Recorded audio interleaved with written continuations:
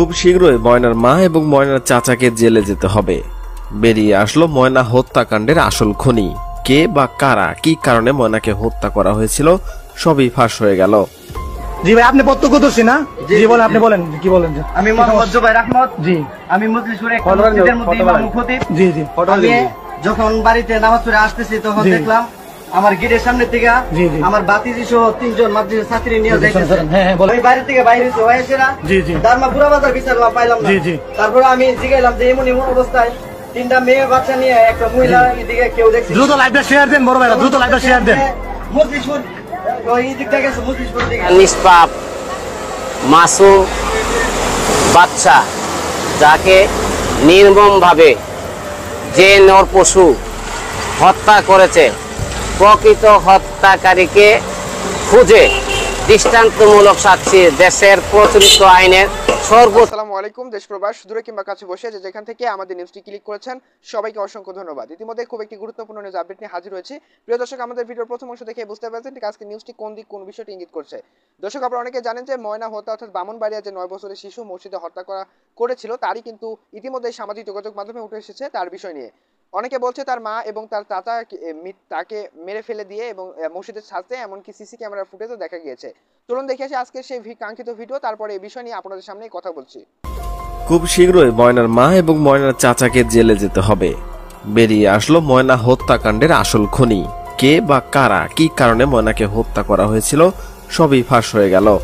ময়না হত্যার রহস্যের নতুন মোড় নিল। ইমাম নয়, খুনের পেছনে মা ও চাচার জড়িত থাকার অভিযোগ। ব্রাহ্মণবাড়িয়ার শাহবাজপুরে 9 বছর বয়সী শিশু ময়নার নির্মম হত্যাকাণ্ড নিয়ে দেশে চলছে তীব্র আলোচনা ও ক্ষোভ। প্রথম দিকে মসজিদের ইমাম ও মুয়াজ্জিনকে দায়ী করে গ্রেপ্তার ও রিমান্ডে নেওয়া হলে সম্প্রতি মামলাটি নতুন মোড় নিয়েছে। স্থানীয় সূত্র ও পারিবারিক অনুসন্ধানে উঠে এসেছে ভয়াবহ এক চিত্র। অভিযোগ উঠেছে ময়নার মা ও তার চাচার মধ্যে অবৈধ সম্পর্ক ছিল এবং এই সম্পর্ক দেখে ফেলার কারণে ময়নাকে পরিকল্পিতভাবে হত্যা করা হয়। প্রতিবেশীদের দাবি ময়না তার মা ও চাচাকে একসঙ্গে আপত্তিকর অবস্থায় দেখে ফেলে। এই গোপন বিষয় ফাঁস হওয়ার আশঙ্কায় প্রথমে মেয়েটিকে নির্যাতন করা হয়। অভিযোগ অনুযায়ী কান কেটে দেওয়া হয়। দেয়ালে ধাক্কা ও ভয়াবহ নির্যাতনের পর তার মৃত্যু নিশ্চিত করা হয়। তারপর তার দেহ মসজিদে ফেলে রেখে স্থানীয় ইমাম ও মুয়াজ্জিনকে ফাঁসানো হয়। শিশুটির বাবা গণমাধ্যমকে জানান, আমার স্ত্রী ও ভাইয়ের মধ্যে সম্পর্ক নিয়ে সন্দেহ আছে এবং এই ঘটনায় তারাও জড়িত থাকতে পারে। এই অভিযোগের ভিত্তিতে জনমনে প্রশ্ন উঠেছে, মা ও চাচার নাম মামলায় যুক্ত থাকলেও তাদের কেন এখনো গ্রেপ্তার করা হলো না? শুধু ইমাম ও মুয়াজ্জিনকে রিমান্ডে নেওয়ার উদ্দেশ্য কি? নিরপেক্ষ তদন্ত কি আদৌ হচ্ছে? সামাজিক যোগাযোগ মাধ্যমে এই ঘটনাকে ঘিরে চলছে তীব্র সমালোচনা। অনেকেই বলছেন এটি কেবল একটি হত্যাকাণ্ড নয়, এটি ন্যায় বিচারের পরীক্ষাও বটে। সাধারণ মানুষ, বিশেষ করে ধর্মপ্রাণ মুসল্লিরা প্রশ্ন তুলেছেন, মসজিদের সম্মানহানির জন্য দায়ীদের শাস্তি হবে তো?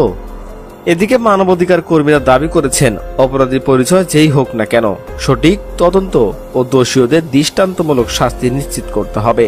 অন্যথায় নিরাপদ কেউ সাজা পেলে ন্যায় বিচার হবে না, বরং আরো বড় অন্যায় ঘটবে। আপনি তো মনে হয় প্রথম থেকে শেষ তামাতে ছিলেন ময়নার ঘটনা। আজকে কয়দিন হয়েছে ময়নার ঘটনায়? আসসালামু আলাইকুম রহমতুল্লাহ। আমার বক্তব্য হলো যে একটা নিষ্পাপ মাসুম বাচ্চা যাকে নির্মমভাবে যে নর পশু হত্যা করেছে, প্রকৃত হত্যাকারীকে খুঁজে দৃষ্টান্তমূলক শাস্তি দেশের প্রচলিত আইনের সর্বোচ্চ শাস্তি মৃত্যুদণ্ডের দণ্ডিত করা, এটি হলো আমার দাবি। আপনার আলেম মুয়াজ্জিন নির্দোষ, আপনি কি মনে করে এই কথাগুলো বলছিলেন? আমার কথা হলে যেই দোষী হোক তাকে আইনের আওতা নিয়ে আসা। আর আমাদের যে ইমাম মুয়াজ্জিন সাহেব হুজুর আছেন, আমার ধারণা মতে ওই দুজন অত্যন্ত ভালো, এমন ন্যাক্কারজনক ঘটনা সাথে তারা জড়িত হবে এটা আমি আদৌ আশা করি না। তাদের আমার ধারণা ওরা ভালো মানুষ, ওরা এই কাজে জড়িত হবে এটা আমি আশা করি না। একজন আসামিও শনাক্ত করতে পারে নাই, এতে মনে করেন কি আইনগত ভাবে যারা আসলে তদন্ত করছে তাদের কি কোনো অবহেলা আছে? আমি তো তাদের কোনো অবহেলা দেখি না। তারা দেখতেছে আসতেছে, তারা তদন্ত করছে, তারাই বুঝতে পারবে আসল তদন্ত তারা কুতরক আগাইছে। তো আমি তাদের প্রতি আরো দাবি রাখবো যে তারা যেন আরো বেশি প্রযুক্তি ব্যবহার করে অ্যাক্টিভ হয়ে প্রকৃত খুনিকে বিচারের সম্মুখীন করে। অনেকেই বলতেছে ময়নার যে ঘটনা ঘটে গেছে, যেহেতু এতদিনে কোনো ঘটনা বাইর করতে পারতেছে না, তাহলে আর মনে হয় বের করতেও পারবে না। অনেকেই যার করে ক্যাপশন ফেসবুকে লিখতেছে, এই বিষয়ে আপনি কি বলবেন?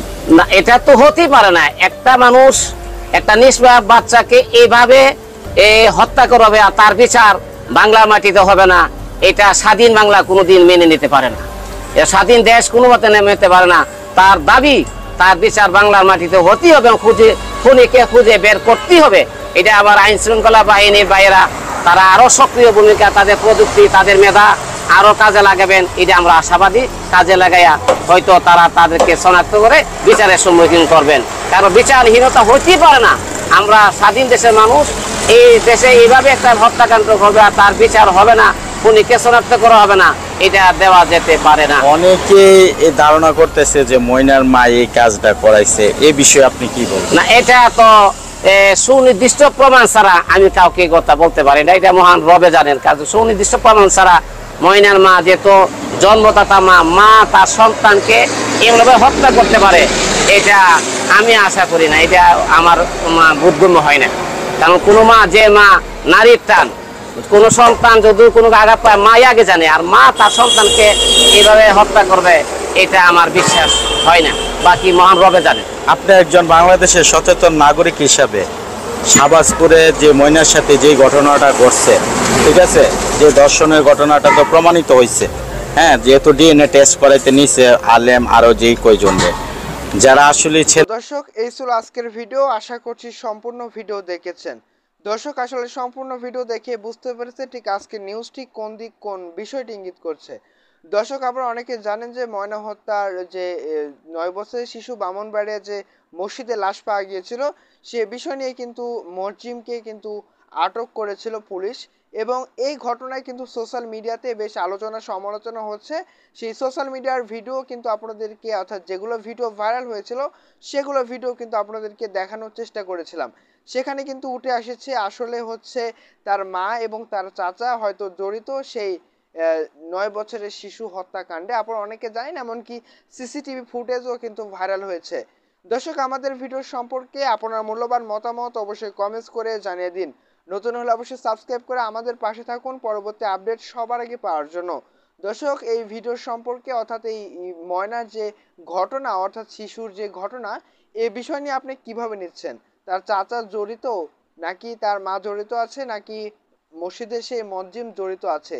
দর্শক, এই ভিডিও সম্পর্কে অর্থাৎ আপনার মূল্যবান মতামত অবশ্যই কমেন্টস করে জানিয়ে দিন। নতুন হলে সাবস্ক্রাইব করে রাখুন। দেখা হচ্ছে নতুন কোনো ভিডিওতে। সে পর্যন্ত সবাই ভালো থাকবেন, সুস্থ থাকবেন। আল্লাহ হাফেজ।